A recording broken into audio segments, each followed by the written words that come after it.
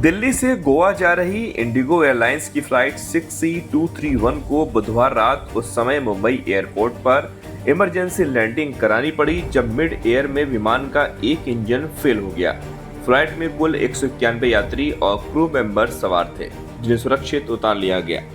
घटना रात करीब 9:25 की है, जब विमान के पायलट ने तकनीकी खराबी की सूचना एयर ट्रैफिक कंट्रोल को दी। पायलट ने अंतर्राष्ट्रीय आपात संकेत पैन पैन पैन भेजा, जिससे ये पता चला कि स्थिति गंभीर है और तुरंत मदद की आवश्यकता है। हालांकि ये मे डे की तरह जानलेवा संकट नहीं था।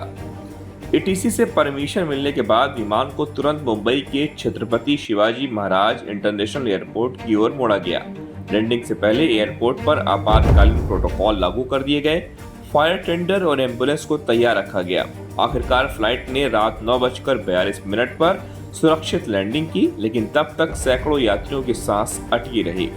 इसके बाद एयरलाइन की ओर से आधिकारिक बयान जारी किया गया और कहा गया कि 16 जुलाई को दिल्ली से गोवा जा रही फ्लाइट संख्या 6C231 में उड़ान के दौरान तकनीकी समस्या का पता चला। सुरक्षा मानकों का पालन करते हुए पायलट ने विमान को मुंबई डायवर्ट किया और सुरक्षित रूप से उतारा।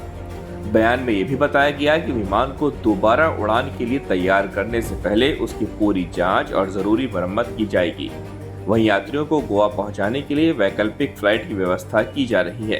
एयरलाइन ने इस घटना के कारण यात्रियों को हुई असुविधा पर खेद जताया।